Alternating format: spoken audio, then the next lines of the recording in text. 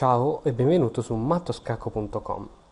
Allora, quando due eserciti hanno finito tutti i tatticismi possibili che le posizioni ammettono, finisce il cosiddetto medio gioco, ovvero quando si sono fatti tutti i vari cambi, tutti i tatticismi, insomma si è spinto proprio l'esercito allo stremo delle proprie forze e si è ridotti con pochissimi pezzi. Quando si arriva appunto con pochissimi pezzi, si arriva in una fase successiva, quindi abbiamo avuto l'apertura, abbiamo avuto il medio gioco, poi c'è una fase successiva che si differenzia leggermente dalle due precedenti che si chiama il finale. Allora, nel finale gli stessi principi non vengono mossi, ovvero il principio di attaccare sempre le debolezze dell'avversario e difendere le proprie case deboli, quello è sempre valido. Tuttavia vengono aggiunte, diciamo, delle nuove regole generali. Per esempio il re, che fino all'apertura e medio gioco si diceva che non doveva essere esposto al centro della scacchiera, ora invece, dato che i pezzi in gioco sono pochi, diventa un pezzo addirittura forte che può creare molti problemi e quindi va utilizzato al meglio. Nei finali però arrivano anche quelle situazioni in cui la partita sembra patta, sembra pari, non c'è nessuno dei due giocatori che sembra andare in vantaggio. E quindi come si fa a concludere la partita? Per esempio qui abbiamo il bianco che ha un pedone in più, però sembra quasi impossibile riuscire a vincere la partita.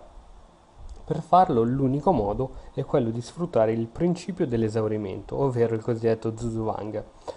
Che cosa significa? Significa che i due giocatori si ritrovano in una posizione perfetta e il giocatore che poi si ritrova a muovere non fa altro che, perché negli scacchi la mossa comunque è obbligatoria, quindi il giocatore che muove non fa altro che andare a perdere la posizione perfetta che aveva instaurato.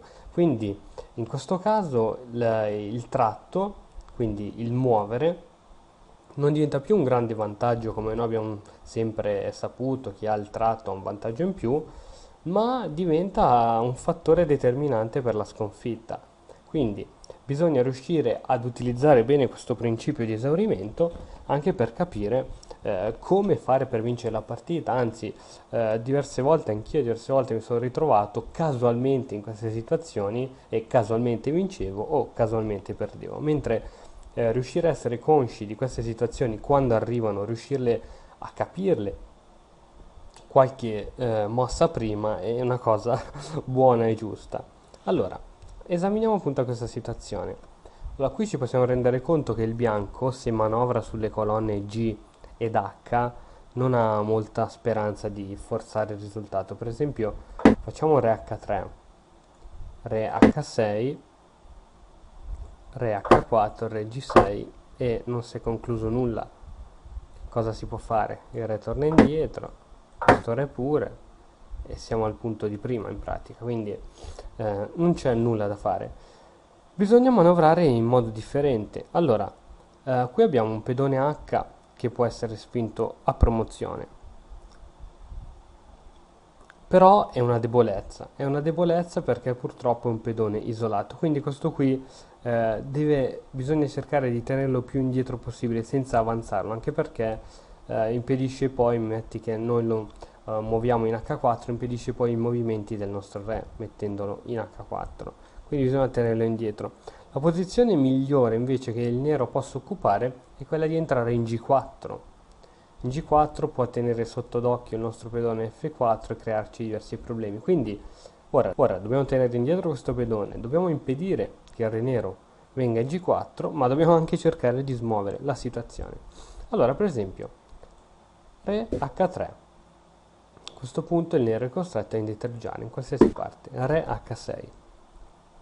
Ora abbiamo visto che se si avanza non si ottiene nulla perché con Re G6 non otteniamo nulla. Re G2, non andiamo direttamente in G3.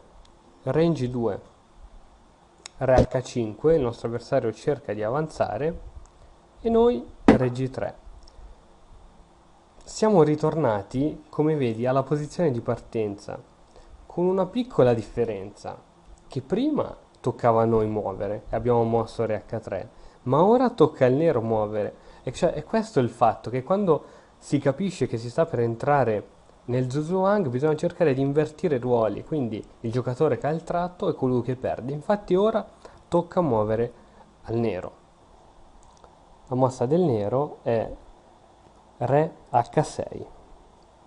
A questo punto che cosa giochiamo noi? Re F2, Re H5, avvicinandosi, Re E2. Re E2 perché questa mossa? Perché se noi andavamo con Re E3, cercando di fare il giro per andare a catturare il pedone nero, dopo Re G4 abbiamo pochissime possibilità, non possiamo più fare il giro, perché se spostiamo il re nero ci cattura il pedone in F. Quindi Re E2, Re H4, Re D3, ok, Re G4. Ora possiamo comunque fare una mossa per avvicinarci al nostro pedone. Ora il re si deve allontanare, Re H3. Noi facciamo il giretto e anche se ora il re dovesse ritornare, noi siamo riusciti a fare il giretto con tranquillità e alla prossima mossa sicuramente poi riusciamo a vincere la partita. Ecco qui, bisogna solamente cercare di ribaltare i ruoli e dare il tratto sbagliato all'avversario. Vediamo ora quest'altro esempio. Il bianco ha due possibilità di vittoria. Uno, che è basata sul pedone passato in C, che può andare a promozione, l'altra sulla debolezza del pedone A6 del nero. Il bianco è messo molto bene, però come al solito devi giocare bene, altrimenti non riesci ad ottenere nulla. Per esempio, se giochiamo in modo impulsivo, in questo modo, non otteniamo nulla, perché dopo re in questa posizione, che cosa facciamo? Facciamo re in C6 e otteniamo lo stallo, quindi saremo costretti poi a indietreggiare e perdere ancora posizione, quindi e perdere la partita. Quindi bisogna giocare molto bene queste posizioni che sembrano facili, però bisogna capire come giocarle. Quindi questa posizione si gioca così: re D5, re C8, che è la mossa migliore, re C4. E ora se il nero dovesse tornare, qui abbiamo la stessa posizione di prima con il tratto invertito, ed è quello che vogliamo, però il nostro avversario non è che è così stupido, quindi noi abbiamo giocato re C4, lui gioca re D8, a questo punto re D4, re C8, re D5, re C7, e ora sì che siamo di nuovo alla stessa posizione di partenza con il tratto invertito. Ora qualsiasi mossa giochi il nero perde la partita. Per esempio re D8, re D8, e come può funzionare? Re D6, re C8, C7, re B7 con promozione. Altrimenti qui sempre il tratto quello del nero, se re C8 noi giochiamo re B6 e il nero comunque non può fare grandi cose e il bianco vince la partita. Ecco, questo è il trucchetto, quindi quello di riuscire a dare il tratto al nostro avversario per poter vincere la partita.